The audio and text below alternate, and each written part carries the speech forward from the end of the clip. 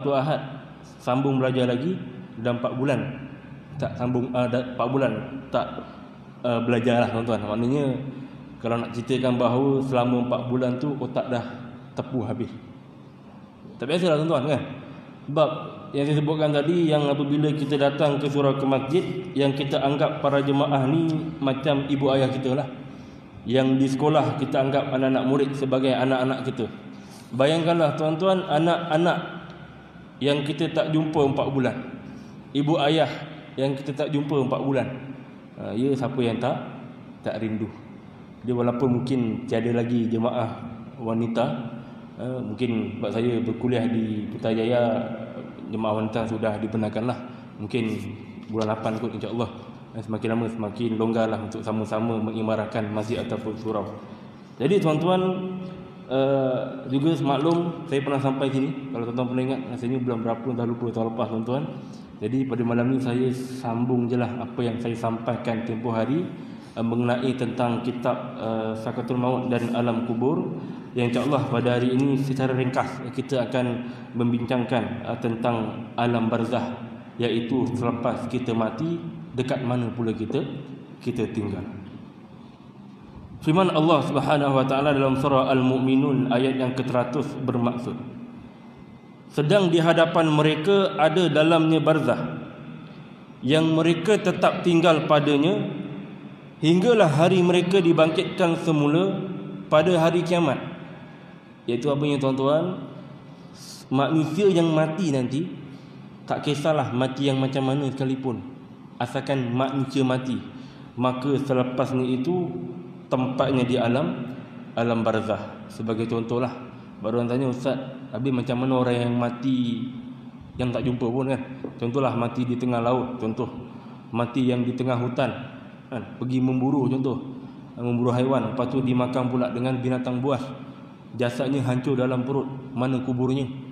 Orang yang mungkin tengah memancing di tengah laut tiba-tiba tenggelam, mati lemah dalam tu, jadi mana kuburnya? Tuan-tuan, tak kisahlah mati macam mana sekalipun, asalkan mati, semuanya itu akan diletak tempat yang dinamakan sebagai alam barzah.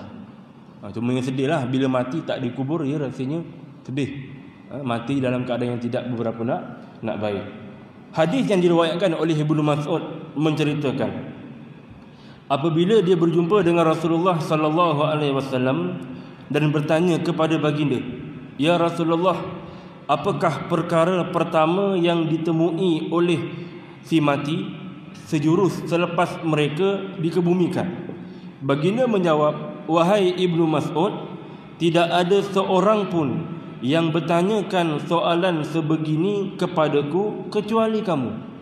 Pertama sekali, dia akan didatangi oleh malaikat ruman. Pernah dengar tuan-tuan malaikat ruman? Iaitulah malaikat yang terlebih hadir dahulu sebelum malaikat Munkar dan Nakir. Apa tugasnya? Iaitulah malaikat ruman ini akan menyelidiki segala kebaikan dan keburukan para ahli kubur. Malaikat akan memintanya menulis segala amalan yang dilakukan ketika hidup di dunia dahulu. Tuan-tuan, suruh tulis apa? Amalan kebaikan dan keburukan. Kalau fikir logik lah tuan-tuan, nak tulis macam mana? Ada pen kat kubur? Ada marker pen? Ada kita selitkan sekali masa kita dikafankan dan sebagainya. Tuan-tuan, lalu diberi tahu oleh si mati tadi kepada malaikat tadi bahawa dia tidak memiliki kertas maupun pen untuk menulis amalannya. Kemudian disuruh oleh malaikat untuk menggunakan kain kafannya bagi menggantikan kertas, air liur sebagai dakwat, manakala jari sebagai alat untuk menulis. So macam mana menulis tu Allahu a'lam lah. Setelah malaikat mengoyakkan sebahagian daripada kain kafan, si mati akan mula menulis segala amalannya. Walaupun ketika hidup dunia dahulu dia merupakan seorang yang tidak tahu menulis dan mengingati semua amalan-amalan baik maupun yang buruk yang telah dilakukannya. Maknanya disuruh tulislah segala apa yang kita buat sewaktu kita hidup di dunia dahulu. Kemudian malaikat akan mengambil semula dan melipat potongan kain kafan tersebut, lalu digantungkan pada leher si mati, sebagaimana firman Allah Ta'ala dalam surah Al-Isra ayat yang ke-13 yang bermaksud, dan tiap-tiap seorang manusia kami akan kalungkan bahagian nasibnya di lehernya, dan pada hari kiamat kelak kami akan keluarkan kepadanya kitab suratan amalnya yang akan didapati terbuka untuk ditatapnya. Sebenarnya Allah sebut begitulah dia punya gambaran. Habis saja tugas malaikat rumah, tuan-tuan. Buat apa pula? Malaikat rumah pun pergilah. Datanglah selepasnya itu akan dikunjungi pula oleh malaikat mungkar dan nakir, tuan-tuan. Maka selepasnya malaikat Rahman tugasnya dah siap, datanglah pula malaikat mungkar dan nakir. Menurut satu riwayat hadis Rasulullah sallallahu alaihi wasallam, kibaran pakaian orang-orang yang hidup di atas kubur ketika meninggalkan kubur si mati dapat didengar oleh mayat yang terkubur di dalam tanah itu. Dan setelah beberapa langkah mereka meninggalkan mayat orang yang telah dikebumikan tadi, dan ketika itulah Allah akan datangkan malaikat mungkar dan nakir yang tugasnya untuk menyoal si mati. Maknanya apa, tuan-tuan? Nak ceritanya bahawa apabila nak ceritanya orang yang datang kan tengok kubur kita tu, ziarah kubur kita, selepas kita saja dikebumikan, orang yang terakhir yang meninggalkan si kubur, si mati dalam kubur tadi, dengan beberapa langkah datanglah malaikat mungkar nakir untuk menyoal si mati. Maka diceritakan, adapun mungkar dan nakir ini akan hadir kepada setiap yang mati. Semua manusia, sama ada dia Islam, sudah tentu, termasuk juga dia yang bukan Islam. Walaupun cara logiknya bukan Islam mati, dia boleh jawab ke, tuan-tuan? Memang taklah. Tapi disebabkan atas tugasan oleh malaikat tadi yang akan datang kepada semua manusia, termasuk juga golongan yang bukan Islam. Dan mungkar dan nakir ini ialah dua orang malaikat yang tidak siapa pun pernah melihat rupanya, termasuklah Rasulullah sallallahu alaihi wasallam. Kenapa, tuan-tuan? Sebab Rasulullah kan selalu jumpa malaikat siapa? Jibril selalulah. Yang kedua apa, tuan-tuan? Siapa yang temankan malaikat Jibril belah dada Nabi? Malaikat Mikail antaranya lah. Jadi bila ditanya ke Rasulullah, ya Rasulullah, bagaimanakah rupanya malaikat mungkar nakir? Dia tak tahu, tak pernah jumpa. Walaupun tak pasti, tak tahu bagaimanakah rupa sebenar malaikat mungkar dan nakir, namun ada juga yang menceritakan mengenai keadaan sahaja. Iaitulah dalam surah hadis menceritakan bahawa muka mungkar dan nakir ini adalah amat hitam legam, lagi kebiru-biruan. Nak ceritanya, walaupun tak pernah pun tahu bagaimanakah rupa sebenar, tapi disebut hanyalah keadaan, ciri-ciri. Antaranya apa? Iaitulah muka mungkar dan nakir ini gelap, hitam legam, serta kebiru-biruan. Dia nak ceritanya ngeri ke tak, itu je. Kalau saya tanyalah, tuan-tuan, rupa yang macam tu seram ke tak? Ya tak, ustaz, tak tahu lagi, belum jumpa. Macam itulah, tuan-tuan. Maka diteruskan lagi, jasadnya juga adalah hitam legam serta kebiru-biruan. Nak ceritanya ya, full set lah, tuan-tuan. Mata mungkar dan nakir adalah merah menyala. Dalam riwayat lain mengatakan bahawa mata mungkar dan nakir ini dikatakan seperti kilat yang menyambar. Begitu juga keadaan matanya, hingga kan tidak ada siapa pun yang boleh menatap matanya itu. Allah Rabbi. Maknanya terlampau ngeri lah. Okay? Suara kedua malaikat itu adalah seperti guruh halilintar yang membelah langit, malah lebih dahsyat dari itu lagi. Bayangkanlah, tuan-tuan, dah dalam kubur itu seorang-seorang. Yang pertama, yang kedua, dia gelap lah. Yang ketiga, dia pun datang dalam keadaan yang menyeramkan, mata menakutkan, suara menggerunkan.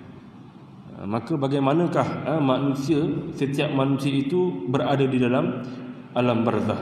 Kemudian apabila malaikat ini bersuara ketika menyoal si mati dari golongan orang-orang yang mukmin tetapi derhaka kepada Allah Ta'ala, seperti mengaku Islam tapi tak sembahyang, ataupun sekejap sembahyang sekejap tak, dan mengaku Islam tapi tak berpuasa, tidak bayar zakat, tidak melaksanakan haji yang ketika itu sudah mampu dan sebagainya.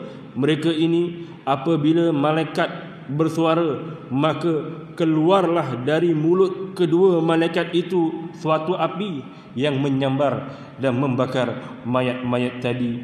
Wal-iyadzubillahi min zalik. Maka itulah antara gambaran lah. Seterusnya, di tangan mereka juga terdapat pemukul. Tuan-tuan, nak ceritanya malaikat ni bawa senjata lah. Bukan tangan kosong, bukan hanya wajah yang menyeramkan, tetapi membawa satu yang disebut sebagai pemukul daripada besi, yang sekiranya pemukul tersebut dipukul ataupun memukul bukit-bukit dan gunung ganang di dunia ini, maka akan hancur luluhlah semuanya. Dah bukit bukau tuan-tuan, gunung ganang yang kat dunia ni rasanya dah begitu kuat lah. Apabila nak ceritanya bahawa pemukul tersebut tadi memukul bukit bukau tersebut, maka akan hancur. Bayangkanlah pemukul yang sama tadi yang akan memukul jasad manusia. Jadi apa? Ia hancur juga, tapi cantum balik. Tuan-tuan, hancur dicantum baliklah. Sebab apa tuan-tuan? Lepas kita mati kat dunia ni, sebenarnya kita hidup dekat akhirat selama-lamanya. Nak ceritanya sakitnya itulah. Persoalannya sakit tu macam mana? Apakah daya upaya si mayat tadi untuk mempertahankan dirinya? Tidak ada daya upaya. Cubalah bayangkan azab penderitaan si mayat yang apabila dilibas oleh malaikat tadi. Tuan-tuan, apabila libas sekali hancur, libas sekali hancur, pukul sekali hancur, maka sampailah hari kiamat.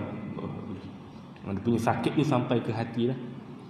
Dia kalau hancur mati terus tak apa tuan-tuan, sekali tu je, tapi dia cantum balik, pukul lagi, cantum balik, begitulah sampai ke hari kiamat.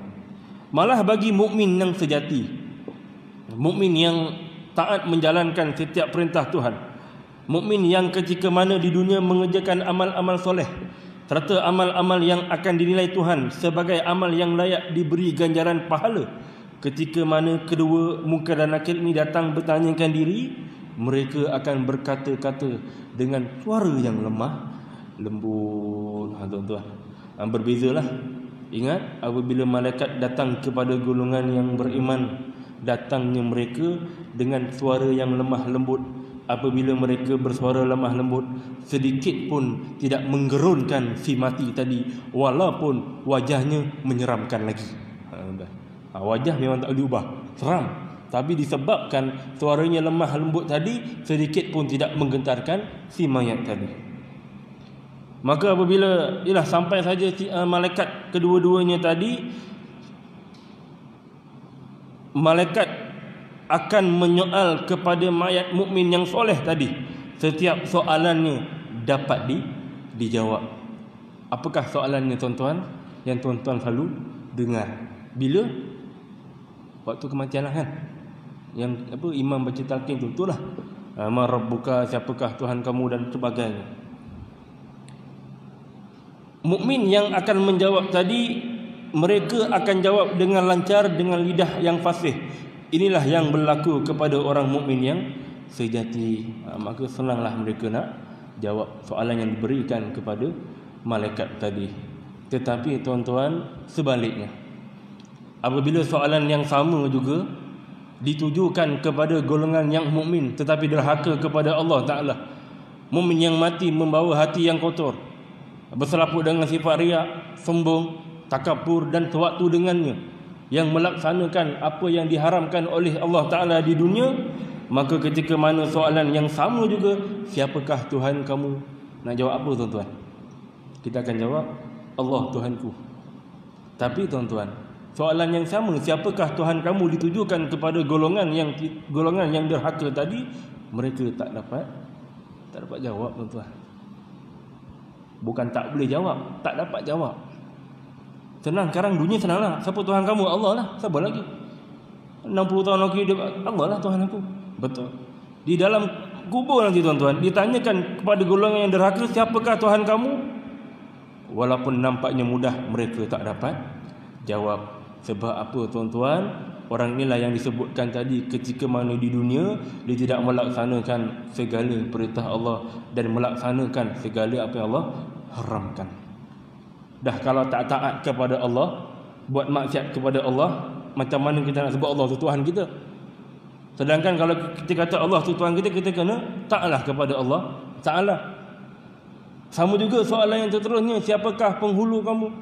Ataupun siapakah Nabi kamu? Nak jawab apa tuan-tuan? Kita akan jawab, Muhammad itu Nabiku. Benar. Soalan yang cukup mudah. Jawapan pun mudah. Tetapi tuan-tuan, soalan yang sama yang ditujukan kepada golongan yang engkar, golongan yang derhaka kepada Allah Ta'ala dan Rasul, ditanyakan kepada mereka, siapakah Nabi kamu? Mereka pun dapat jawab juga. Allahu Akbar. Tuan-tuan, kenapa tak dapat jawab? Antaranya apa? Iaitulah ketika mana orang ini hidup di dunia, mereka tidak pun melaksanakan apa yang dijalankan, apa yang disunahkan oleh Rasulullah sallallahu alaihi wasallam. Walaupun mungkin mereka sambut Majlis Rasul setiap tahun, alhamdulillah tuan-tuan, tapi disebabkan tidak mengamalkan sunnah, malah yang menghina sunnah. Menghina Nabi pun ada tuan-tuan. Ingat tuan-tuan, yang Nabi sebut, yang bermaksud tidak sempurna iman seseorang itu melainkan dia mencintai aku lebih daripada orang tuanya atau anak-anaknya dan seluruh manusia. Saya ulang balik tuan-tuan, tak sempurna iman seseorang itu melainkan dia mencintai aku, mencintai Nabi lebih daripada orang tuanya, anak-anaknya dan seluruh manusia. Persoalannya tuan-tuan, macam mana kita nak cintakan Nabi? Itu persoalannya. Dia kena lawan baliklah, kena amalkan sunnah, pertahankan sunnah Nabi SAW. Tuan-tuan, sebelum tu tuan-tuan, apabila malaikat muka nakir datang, mereka terlebih dahulu menunjukkan satu lembaran gambar, sebenarnya gambar Rasulullah SAW, gambar seorang lelaki. Tuan-tuan, apabila dituju kepada golongan yang beriman, ditanya, adakah engkau kenal gerangan lelaki ini? Kenal Nabi Muhammad. Tak pernah jumpa tuan-tuan, tapi dia kenal. Berbeza pula dengan golongan yang derhaka tadi, adakah engkau kenal dengan lelaki ini? Macam kenal. Tak kenal sudah tuan-tuan. Tak kenal lah tu. Tuan-tuan, saya nak kongsikan hadis yang cukup panjang. Satu hari ketika mana Rasulullah duduk bersama dengan para sahabat, ada dalam kelompok sahabat tu adalah Abu Bakar, ada Uthman, ada Umar, ada Ali dan sahabat yang lain. Tak kala Rasulullah berkatalah, wahai sahabatku, saudaraku sekalian, tahukah kamu siapakah makhluk, siapakah hamba yang paling mulia di sisi Allah? Siapakah hamba yang mulia di sisi Allah?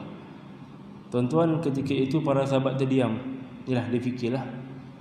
Maka salah seorang sahabat berkata, ya Rasulullah, sudah tentulah malaikat ya Rasulullah, mereka lah yang mulia. Nabi kata, sudah tentu malaikat mulia. Mereka adalah makhluk Allah yang sentiasa bertasbih, beribadah, yang tak pernah melanggar perintah Allah, dekat dengan Allah. Sudah tentu mereka mulia. Maka salah seorang sahabat berkata lagi, ya Rasulullah, para Nabi dan Rasul ya Rasulullah, mereka lah yang mulia. Tuan-tuan, Nabi lanjutkan lagi, ya, sudah tentulah para Nabi dan Rasul itu mulia. Mereka adalah utusan Allah di muka bumi ini. Sudah tentu mereka mulia. Tapi bukan ini yang aku maksudkan. Bukan, tuan-tuan. Lalu salah seorang sahabat berkata lagi, ya Rasulullah, adakah kami sahabatmu yang mulia? Tuan-tuan bayangkan, tuan-tuan, ketika itu Rasulullah memandang ke semua wajah para sahabat sambil tersenyum. Sudah tentulah kalian mulia. Kalianlah yang dekat denganku. Kalianlah yang sentiasa membantu perjuanganku. Sudah tentu kalian mulia. Tapi ada lagi yang mulia. Tuan-tuan, ada lagi. Maka ketika itu para sahabat kembali terdiam dan tak mampulah nak berkata apa-apa lagi. Ada try semua, tuan-tuan, punya bukan. Lalu bayangkan, tuan-tuan, Rasulullah ketika itu menundukkan wajahnya. Tak kala Rasulullah menangis, para sahabat bersapa, ya Rasulullah, kenapa engkau menangis? Tuan-tuan bayangkan, tuan-tuan, ketika Rasulullah mengangkat kembali wajahnya, nampaklah air mata yang membasahi pipi dan janggutnya seraya berkata, wahai sahabatku, tahukah kalian, hamba makhluk yang mulia itu adalah manusia-manusia yang akan lahir setelah kewafatanku. Mereka begitu mencintai Allah dan mereka tidak pernah memandangku, tidak pernah melihat wajahku, tak pernah hidup dekat denganku seperti mana kalian hidup dekat denganku. Tapi mereka merindui aku. Aku juga merindui mereka. Tuan-tuan, ketika Rasulullah melanjutkan katanya lagi, bersaksikanlah wahai sahabatku. Mereka ini siapa, tuan-tuan? Kitalah, tuan-tuan, umatku. Tuan-tuan bayangkan, tuan-tuan, ketika Rasulullah sebut umat-umat dia, maka sahabat lain pun turun menangislah. Tak sangka ada yang mulia, tuan-tuan. Siapa yang ingat Rasulullah, tuan-tuan? Siapa yang rindu Rasulullah? Dia yang cintakan Rasulullah. Macam mana nak cintakan Nabi? Amalkanlah sunnah Nabi. Itulah salah satu tanda kita cinta kepada Nabi, tuan-tuan. Mudah-mudahan kita inilah tergolong dan kita dapat syafaat daripada Nabi sallallahu alaihi wasallam. Semua jugalah, tuan-tuan, ditanyakan soalan yang terterusnya, apakah imam kamu? Nak jawab apa, tuan-tuan? Siapakah imam kita? Bukan imam maghrib tadi, tuan-tuan, ya. Siapa, tuan-tuan? Imam kita ni pegangan apa dia, tuan-tuan? Al-Quran. Tetapi, tuan-tuan, apabila soalan yang sama ditanyakan kepada golongan yang derhaka tadi, apakah pegangan kamu ataupun apakah imam kamu, maka mereka tidak dapat menjawab. Jawapannya Al-Quran, tapi tak dapat jawab. Kerana apa, tuan-tuan? Antaranya apa? Iaitulah ketika mana orang ini hidup di dunia, mereka pandai baca Quran tapi tak mahu membacanya. Pandai baca, pandai, tapi tak baca. Nantilah, malaslah, leceh lah. Sudah, tuan-tuan. Yang kedua, tuan-tuan, iaitulah yang tak pandai baca Quran tapi tak mahu mempelajarinya. Ini pun salah satu jugalah. Nak kira jahil lah, tak tahu apa. Malah belajar, leceh lah. Aku dah tua. Sudah, tuan-tuan. Yang ketiga, tuan-tuan, ini lagi masalah. Bukan saja pandai baca Quran, malah hafal Quran. Hafal 30 juzuk. Tahu tentang tafsiran Quran, tahu segala-gala apa yang ada di dalam Quran. Tapi kenapa kena juga? Iaitulah orang ini ketika mana hidup di dunia, yang hafal Quran, yang tahu tentang Quran, tapi mereka tak pernah pun mengamalkan apa yang ada dalam kandungan Quran. Allahu Rabbi. Ini ramai, tuan-tuan. Hafal Quran, hafal 30 juzuk lagi. Siap taranum, semualah bagai. Ada amalkan tak? Sudah. So, di manakah kita? Adakah golongan yang pertama tadi, pandai baca tapi tak nak baca? Yang kedua, langsung tak tahu baca. Yang ketiga, hebat, hafal Quran semua dan segala-galanya, tapi tak ikut apa yang dalam kandungan Al-Quran. Maka ketika mana seseorang tersebut tidak dapat menjawab soalan malaikat tadi, maka ketika itulah malaikat akan memukulnya. Allah. Dan ketika itulah Allah akan mengkunci. Kenapa tak boleh jawab? Sebab Allah kuncikan, kunci mati lidahnya, sampaikan mereka tidak dapat berkata apa-apa lagi. Dan kemudian itulah Munkar dan Nakir akan mengazabnya dengan azab yang amat dahsyat. Wal'iyatubillahi min zalik. Sebaliknya tuan-tuan, bagi orang mukmin yang soleh tadi, apabila selesai dapat menjawab soalan, mereka senang soalan dijawab, maka ketika itulah kemudiannya malaikat mempersilakan mayat tadi berehat di satu kawasan yang sangat luas. Kemudian malaikat pun berkata, tidurlah kamu di sini seperti tidur pengantin. Tuan-tuan, apa yang dimaksudkan dengan tidur pengantin? Kalau saya tanya tuan-tuan, seronok tak tidur pengantin? Mana seronok tidur malam pertama? Ya seronok Ustaz. Tapi nak ceritanya apa? Bagi orang yang beriman tadi, mereka di dalam alam barzah lebih seronok, lebih indah daripada malam pengantin. Lebih seronoklah bagi mereka. Alam barzah ni seperti taman. Seronok, taman kan seronok daripada hidup di dunia. Adapun azab dan derita yang diberikan kepada orang-orang kafir, orang-orang yang munafik dan orang-orang yang mukmin yang derhaka akan berterusan hingga ke hari kiamat. Ingat tuan-tuan, kalau orang kafir itu memanglah sampai kiamat, dah masuk neraka mereka kena jadi azab. Tetapi tuan-tuan, ada kalanya juga bagi orang yang mukmin tetapi derhaka kerana dia mati dalam keadaan beragama Islam, dia mati membawa iman juga, azab yang diterimanya sekali-sekala Allah rehatkan juga. Allah Akbar. Diulang balik tuan-tuan, untungnya kalau kita mati dalam keadaan beragama Islam, walaupun mungkin ada kalanya kita disiksa, tapi ada kalanya juga Allah rehatkan juga. Bila tuan-tuan? Iaitulah apabila datangnya malam Jumaat. Sebab itulah siapa yang mati pada hari Jumaat akan dielakkan daripada siksaan kubur. Yang keduanya tuan-tuan, apabila datangnya bulan apa tuan-tuan? Bulan Ramadan. 30 hari lah rehat. Dan juga selain daripada itu, azab keringanan apabila kaum keluarga ataupun sanak saudara ataupun anak isteri di dunia ataupun siapa sajalah yang mengirimkan doa kepada si mati ataupun melakukan sedekah jariah niat kepada si mati yang pahalanya sampai kepada si mati, maka kemungkinan juga azab atau siksaan yang diterima akan diringankan. Selagi mana banyaklah ringannya. Allah Akbar. Tuan-tuan, itulah untungnya kita mati dalam keadaan beragama agama Islam. Inilah peluang yang diberikan oleh Allah Subhanahu wa taala kepada orang yang mati. Allah Akbar. Mana orang Islam yang mati.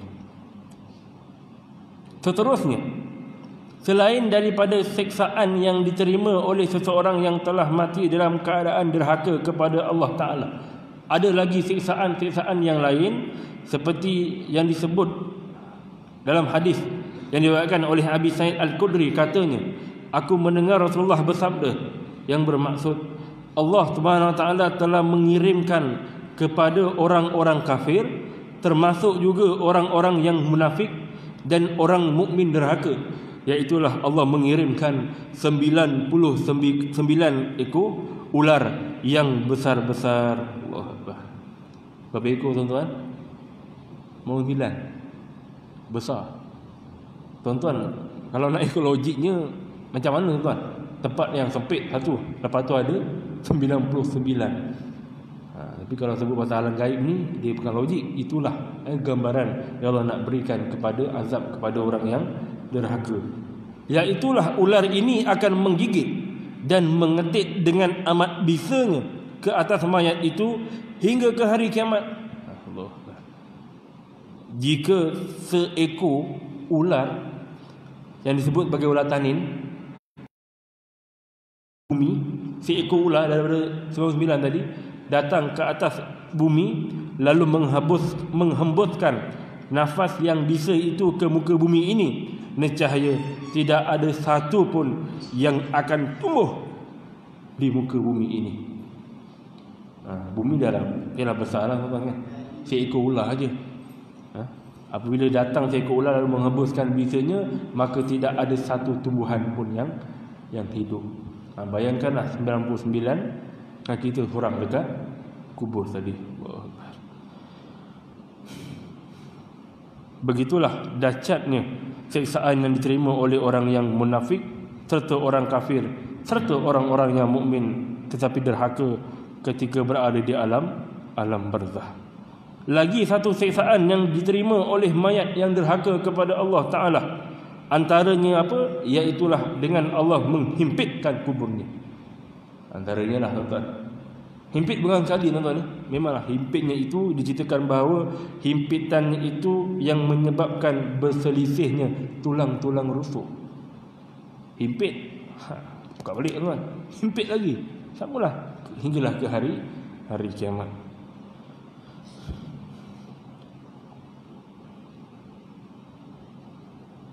Maka bagi mukmin yang sejati pula, antara nikmat-nikmat yang mereka dapat di alam barzah, iaitulah Allah akan perluaskan kuburnya sehingga 70 hasta lebar, 70 hasta panjang.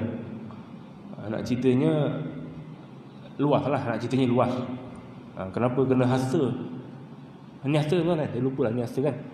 Kalau tuan-tuan baring kat tengah-tengah, kalaulah baring kat tengah-tengah, cuba 70 hasta kira. Lepas tu tuan-tuan berguling kejap, dia rasa luas. Umpama macam tu lah. Kita bukan guling tak, kita umpamanya luas seperti itu.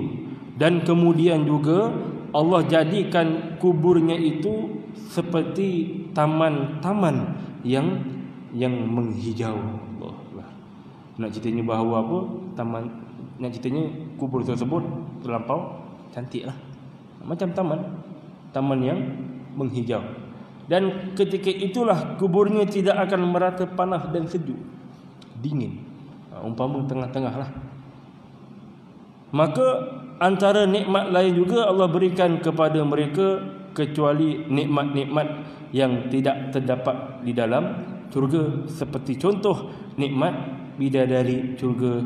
Tuan-tuan, maknanya nak ceritanya bahawa bidadari syurga ni terdapat di dalam syurga sahaja. Maka bagi golongan yang beriman tadi, apabila mereka berjaya masuk ke syurga, dan ketika itulah Allah berikan antaranya apa? Iaitulah 70 bidadari. Tuan-tuan, antaranya lah ketika mana kalau kita masuk ke syurga. Ni cak belum lagi. Poin lagi. Maka yang demikian, segala nikmat yang Allah berikan kepada orang yang beriman tadi juga akan berterusan hingga ke hari kiamat lah. Kalau yang azab tadi sampai hari kiamat, nikmat pun sampai hari kiamat. Kenapa sampai hari kiamat? Sebab mereka nanti akan dibangkitkan semula di padang mahsyar. Tuan-tuan, maknanya siapa yang dah meninggal sekarang ini, selagi mana belumnya terjadinya kehancuran dunia, mereka nanti akan dibangkitkan di padang mahsyar. Kalau mungkinlah kita ditakdirkan oleh Allah Ta'ala mati dalam keadaan bumi yang hancur, macam mana tuan-tuan? Pernah tanya guru-guru yang alim tuan-tuan, antara nak mati, bukan orang kata nak mati awal, tidaklah, antara mati dahulu ataupun hidup semasa kiamat, mana yang kita nak?